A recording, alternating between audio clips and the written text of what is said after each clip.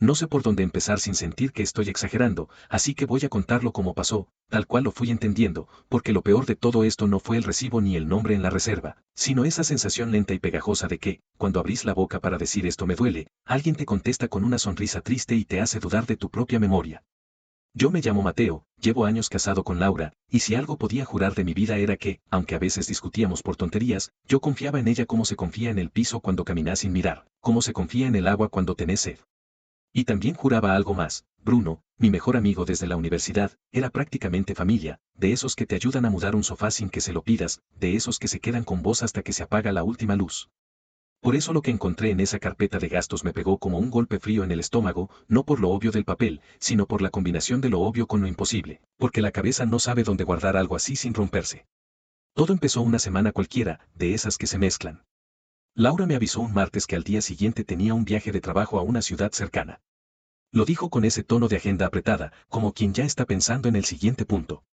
Es de un día, voy y vuelvo, resumió, y enseguida agregó que iba a estar a full con reuniones y que mejor no la llamara porque iba a estar entrando y saliendo de salas, que si necesitaba algo le mandara un mensaje y ella respondía cuando pudiera. No me sonó raro, su trabajo siempre había tenido temporadas así, y yo, que también andaba con mis cosas, asentí como se asiente cuando no hay motivo para desconfiar. Ese día incluso le preparé un termo de café y le acomodé un cargador extra en la mochila porque siempre lo olvida, y me acuerdo de haber sentido ese pequeño orgullo doméstico de que bien nos cuidamos. Me dio un beso rápido, con perfume fresco, y se fue. Durante el día le mandé dos mensajes simples, uno al mediodía preguntando si había llegado bien y otro a media tarde diciéndole que esperaba que todo saliera bien. Contestó corto, correcto, con emojis de pulgar arriba, y yo seguí con mi rutina sin darle vueltas. A la noche llegó cansada, dijo que había sido pesado, se bañó y se durmió antes de terminar una película. Yo le acaricié el pelo y pensé, honestamente, qué suerte tener a alguien así de dedicada. Pasaron unos días y el tema se evaporó como se evaporan esas cosas que no dejan marca. Hasta que llegó el momento de ordenar papeles para la declaración, una tarea aburrida que siempre postergamos y que ese año me tocó a mí porque Laura venía tapada. En casa tenemos una carpeta donde vamos metiendo comprobantes, gasolina, peajes, almuerzos de trabajo, facturas de equipos, todo lo que después sirve para cuadrar números. Yo me senté un sábado por la mañana con un café y empecé a separar. Al principio era casi automático, ticket, fecha, categoría. Y entonces apareció un recibo de hotel doblado en cuatro, metido como al descuido entre dos boletas de estacionamiento. Lo abrí sin pensar, y lo primero que vi fue la fecha, el mismo día del viaje de un día. Lo segundo fue el nombre del hotel, que yo conocía porque alguna vez fuimos de paso. Lo tercero fue lo que me dejó inmóvil, habitación doble, y abajo, en un apartado de servicios, dos desayunos. Me quedé mirando como si las letras pudieran cambiar si las observaba lo suficiente. Me reí solo, una risa breve, nerviosa, de esas que salen cuando el cerebro intenta defenderse con humor. Pensé, debe ser un error administrativo, una habitación asignada, una factura mal emitida, qué sé yo. Entonces seguí leyendo. En la reserva aparecían dos nombres, Laura y Bruno. Mi Bruno. El nombre que conozco demasiado, el nombre que tengo guardado en el teléfono como Bruno hermano, el nombre que vi en mi boda parado al lado mío acomodándome la corbata. No grité, no tiré nada, no hice el show que uno imagina cuando ve películas. Me quedé sentado con el papel en la mano y sentí algo raro, como si el aire de la casa estuviera más espeso. En mi cabeza empezó una procesión de explicaciones que duraban un segundo cada una y se derrumbaban al siguiente. Quizá fue un error de sistema. Quizá Bruno se hospedó ese día y ella pagó con su tarjeta por alguna razón. Quizá. En algún punto me di cuenta de que estaba intentando salvarlos, y eso me dio más rabia que el recibo. Porque mi primera reacción no fue protegerme, fue proteger la historia que yo tenía de ellos. Miré alrededor, vi la mesa de comedor con migas de pan, la planta que siempre olvidamos regar, el silencio de una casa normal, y sentí que lo anormal estaba escondido en un papelito como un insecto bajo una piedra. Esperé a que Laura se despertara de la siesta porque no quería hablarlo con mi corazón a mil. Cuando apareció en la cocina con el pelo enredado y una camiseta vieja, me saludó como siempre, y esa normalidad me pareció una actuación, aunque quizá no lo era, quizá era simplemente ella sin saber lo que yo tenía en la mano. Le dije que estaba ordenando gastos, que necesitaba aclarar un par de cosas. Ella sintió, y yo saqué el recibo y lo puse sobre la mesa, sin dramatismo, como quien pone una prueba de laboratorio. Le pedí que lo mirara. Vi cómo sus ojos bajaron, cómo tardó un segundo de más en enfocar, y cómo su cara cambió apenas, como cuando te enteras de algo y decidís rápido qué máscara ponerte. Empezó a llorar. Pero no fue un llanto de me atrapaste, fue un llanto indignado, casi ofendido, como si yo le hubiera dicho algo injusto. Y lo primero que salió de su boca no fue una explicación concreta, fue una frase que todavía me retumba por lo perfecta que es para desarmarte. ¿De verdad estás pensando eso? No me gritó. No se enojó. Me miró como si yo estuviera enfermo. Y ahí empezó la parte que me hizo preguntarme si me estaba volviendo loco. Yo le señalé las líneas, la habitación doble, los 2 desayunos, el segundo nombre. Ella temblaba, decía que no entendía, que seguro era un error, que yo estaba imaginando cosas, que como podía desconfiar así, que me estaba haciendo una película horrible. Me dijo que ese día sí había viajado por trabajo, que se había reunido con gente, que tal vez el hotel estaba enredando reservaciones, que Bruno había estado en esa ciudad por un tema suyo y que quizás se cruzaron para tomar un café, como si eso explicara por qué estaban juntos en una reserva de habitación doble. Cada vez que yo intentaba aterrizar la conversación en un punto concreto, ella la levantaba al aire con emociones. Me duele que pienses eso, yo soy tu esposa, vos me conoces, esto es una locura. Y el llanto, más que tristeza, era un escudo. Lo juro, yo sentí que el papel que tenía delante era sólido, pero el ambiente alrededor se volvía gelatina. Y en esa gelatina, mi duda flotaba, pesada. Porque cuando alguien llora, una parte de vos se siente culpable por estar firme. No dormí esa noche. No porque estuviera planeando venganza ni porque quisiera hacer daño, sino porque mi cabeza no podía acomodar dos realidades a la vez. La Laura que me preparaba té cuando estaba enfermo y la Laura que podía estar compartiendo una habitación con Bruno. Y mientras yo daba vueltas, ella dormía. A la mañana siguiente actuó normal. Me preguntó si quería huevos, me habló de un trámite, me dio un beso rápido. Yo me sentí espectador de mi propia vida. En el trabajo, no pude concentrarme. Me sorprendí buscando en mi memoria señales viejas, pero la memoria es traicionera cuando ya tenés una conclusión, porque todo se reescribe. Empecé a recordar momentos que antes eran inocentes, Laura y Bruno riéndose en un rincón de una reunión, un mensaje de Bruno contestado tarde, un día que Laura dijo voy a pasar a comprar algo y tardó más. Pero también recordé otras cosas que no encajaban con la traición, Laura llorando conmigo cuando murió mi abuelo, Bruno ayudándome a pintar el departamento, la vida construida con 1000 ladrillos pequeños. Y la pregunta se me clavó, ¿estoy viendo lo que está o estoy inventando para llenar un vacío? Un par de días después, le conté a mi mamá, Rosa, porque la presión me estaba rompiendo y necesitaba oír otra voz. Cometí el error de contarle sin pruebas más grandes que el recibo, como si el recibo no fuera suficiente. Rosa me escuchó con esa cara de madre que quiere que todo vuelva a estar bien por decreto. Me dijo que Laura era buena mujer, que la conocía, que no me dejara llevar por pensamientos feos. Me pidió que no armara un escándalo, que la familia no tenía por qué enterarse, que la gente habla, que hay que pensar en la imagen, en el que dirán, en cómo se sienten las cosas desde afuera. Mi hermana Daniela, cuando se lo mencioné, me dijo algo parecido, que tuviera cuidado con acusar sin estar seguro, que Laura estaba sensible, que Bruno era como un hermano, que probablemente era un malentendido. Nadie me preguntó cómo me sentía. Nadie me dijo esto es grave. Lo que escuché fue una versión elegante de cállate, envuelta en no te hagas daño. Y ahí fue cuando empecé a sentir que no solo Laura estaba empujando mi realidad hacia un costado, sino que mi propia familia estaba poniendo el pie para que yo no la levantara. El punto de quiebre fue una cena familiar, de esas en las que todos se sientan y hablan de cosas livianas mientras lo pesado se esconde bajo el mantel. Bruno estaba invitado. Yo no quería verlo, pero si decía que no, iba a levantar sospechas, y la palabra escándalo ya estaba flotando como una amenaza. Así que fui. Bruno llegó sonriente, me dio un abrazo fuerte, de esos que antes me tranquilizaban. Laura estaba impecable, y se movía por la cocina ayudando como si nada. Yo me senté con una tensión que me hacía doler la mandíbula. En algún momento, Bruno empezó a contar un viaje que había hecho por trabajo esa misma semana, a una ciudad cerca, y yo sentí que la sangre me subía a la cara porque el universo estaba jugando conmigo. Lo dijo con naturalidad, sin mirar a Laura. Yo esperé. Esperé una mirada, una señal, un error. Nada. Rosa se rió y dijo que Bruno siempre estaba de aquí para allá, que era un hombre trabajador. Laura le sirvió más ensalada. En ese momento entendí que, si había algo entre ellos, estaban coordinados. Y si no había nada, el universo realmente me estaba castigando con coincidencias crueles. Después de la cena lo llevé al balcón con la excusa de mostrarle una cosa. No lo hice para pelear, lo hice porque necesitaba verlo a los ojos sin público. Le pregunté, bajito, si había estado en ese hotel con Laura. Su cara no cambió de inmediato, pero sí hubo un microsegundo de algo, como un parpadeo interno. Luego se rió, una risa corta, y dijo que yo estaba delirando. Me preguntó de dónde sacaba eso. Yo le dije que tenía un recibo con su nombre.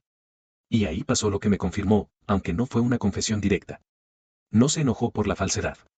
Se enojó por la falta de confianza.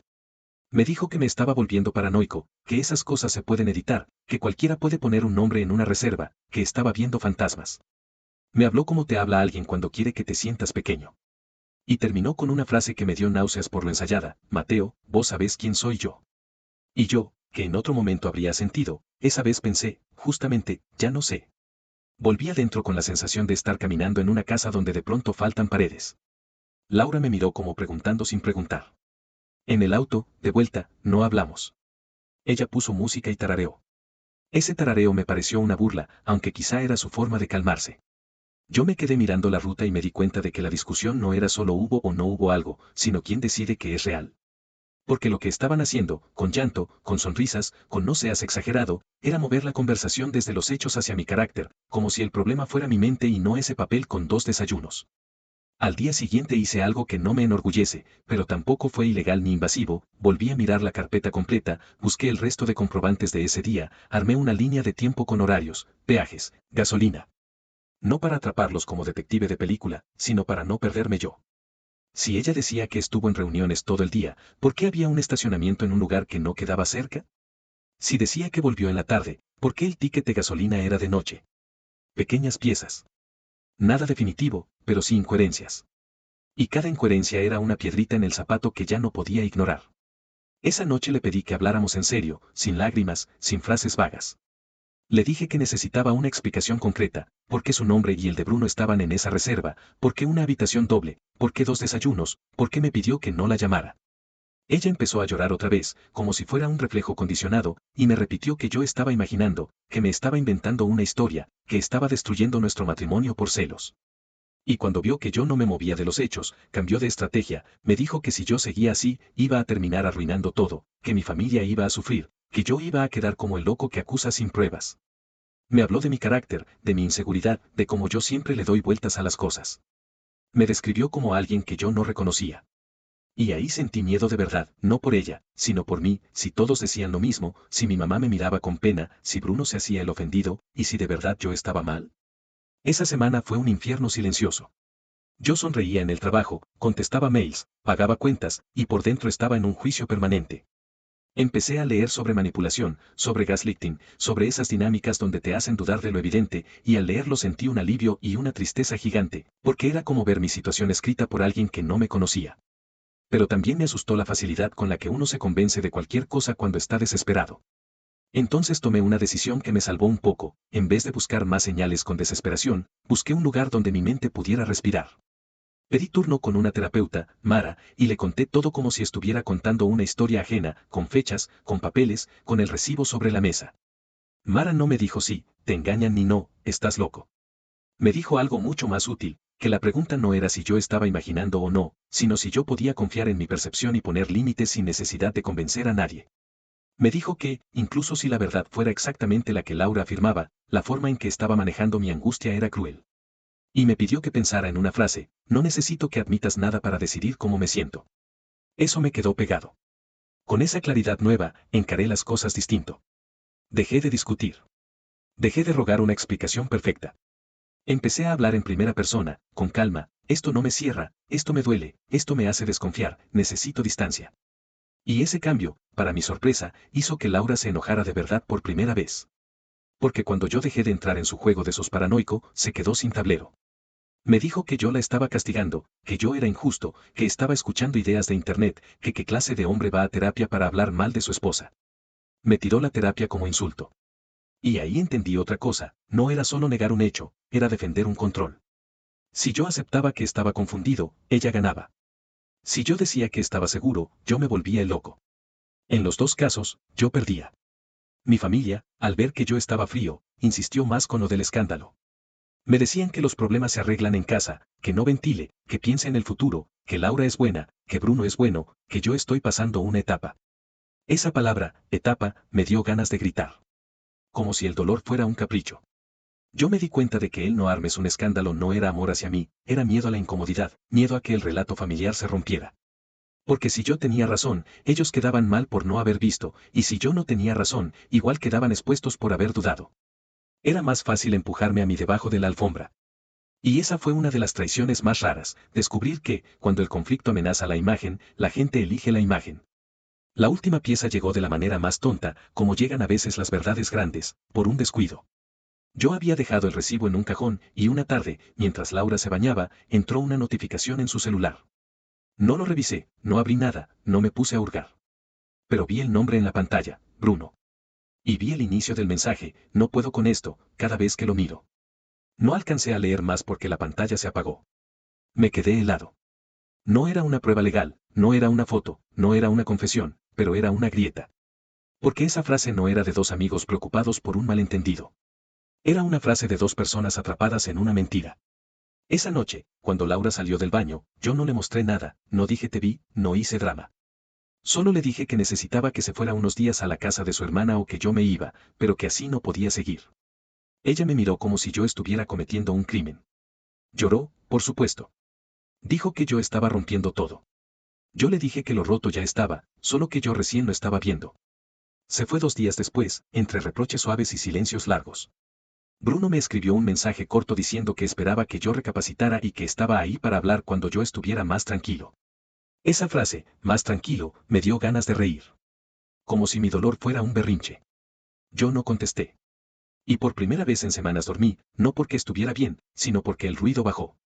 En terapia, Mara me ayudó a sostener algo que parece simple pero no lo es, que la verdad no siempre llega con un letrero luminoso, y que a veces tu tarea no es demostrarla sino cuidarte mientras la buscas. Hablé con un abogado para entender opciones sin tomar decisiones impulsivas. Hablé con Rosa y le dije que la amaba, pero que no iba a sacrificar mi salud mental para que nadie estuviera cómodo. Rosa lloró, me dijo que ella solo quería evitar sufrimiento. Yo le dije que el sufrimiento ya estaba, que solo querían que yo lo cargara en silencio. Semanas después, Laura quiso hablar. Se sentó frente a mí con esa cara de cansancio que antes me enternecía. Me dijo que Bruno y ella se confundieron, que fue una estupidez, que no pasó nada grave, que yo estaba exagerando, pero que igual estaba arrepentida de haber dado pie a que yo pensara mal. Fíjate la frase, arrepentida de que yo pensara mal.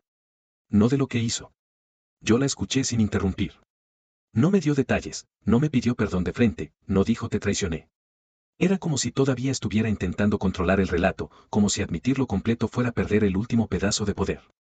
Y en ese momento entendí que, aunque me confesara todo, el daño principal ya estaba hecho, no podía confiar en alguien que me miró a los ojos con un recibo en la mesa y me dijo que yo estaba imaginando. Eso, para mí, era más grave que la habitación doble. Porque una mentira puede ser un acto, hacerte dudar de tu cabeza es un proyecto. No voy a venderte un final perfecto. No hay escena épica. No hay justicia instantánea.